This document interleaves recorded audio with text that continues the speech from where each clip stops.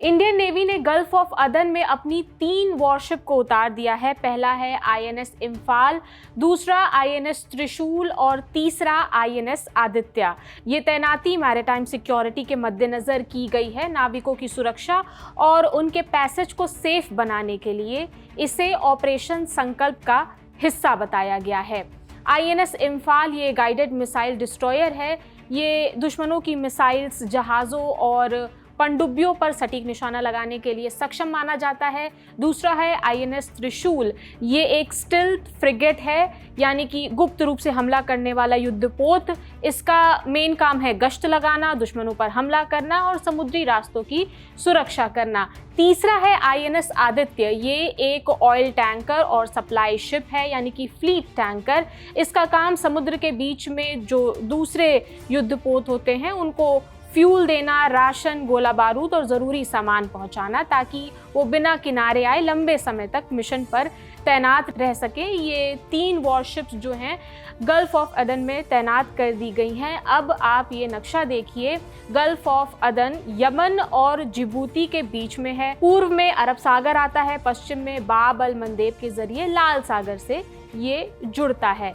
4 अगस्त को यमन के तट के पास लाल सागर में भारतीय झंडे वाले जहाज MSV फैज़े नूरे औलिया पर यही हमला हुआ था। ये हमला किसने किया ये अभी क्लियर नहीं हुआ है। कुछ मीडिया रिपोर्ट्स में आया कि हूती विद्रोहियों ने हमला किया है, लेकिन हूती विद्रोहियों की तरफ से अभी ये क्लेम नहीं आया है कि हमला उन्होंने ही किया है। विस्फोटकों से लदी एक सुसाइड बोट जहाज से टकरा गई। इसके बाद जहाज डूब गया।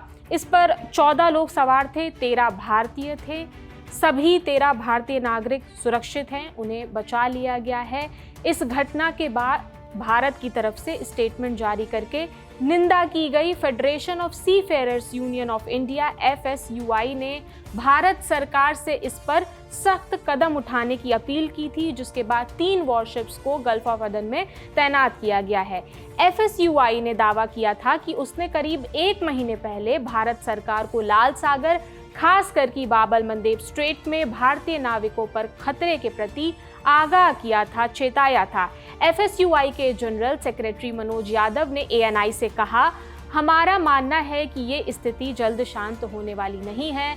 हमने सरकार से आग्रह किया था कि जब तक ये विवाद हल नहीं हो जाता तब तक हॉर्मुज, काला सागर और लाल सागर में भारतीय झंडे वाले जहाज़ों और भारतीय नाविकों की सुरक्षा के लिए भारतीय नौसेना को तुरंत तैनात किया जाए। इसके लिए प्रधानमंत्री नरेंद्र मोदी को एक लेटर भी लिखा गया था और हस्तक्षेप की मांग की गई थी। FSUI के अधिकारी ने कहा था कि मिसाइल और ड्रोन हमले नाविकों के लिए लगातार गंभीर खतरा बने हुए हैं और युद्ध क्षेत्रों में पहले ही लोगों की जान जा चुकी है। बता दें कि इससे पहले स्ट्रेट ऑफ हॉर्मुज में हमलों में भारतीय नाविकों की जान जा चुकी है, जिसके बाद FSUI ने भारत सरकार को सावधान करने के लिए ये लेटर लिखा था। इसके अलावा एक जानकारी ये भी कि भारत जो है वो विदेशी झंडे वाले जहाज़ों को 80% से अधिक नाविक मुहैया कराता है। भारत के जो सी फेयरर्स हैं वो दुनिया भर में हैं, इसलिए भारतीय क्रू मेंबर्स की सुरक्षा चिंता बनी हुई है। तो ये FSUI की तरफ से चेतावनी दी गई थी। इस घटना के बाद भारत सरकार ने भी कड़ी निंदा की है और 3 वॉरहेड्स को गल्फ ऑफ अदन में तैनात किया गया है। बाकी फिलहाल यही अपडेट से आगे जो जानकारी आएगी हम आप तक पहुंचाते रहेंगे। मेरा नाम प्रगति है। देश और दुनिया की तमाम खबरों से जुड़े रहने के लिए देखते रहिए दी लल्लन टॉप।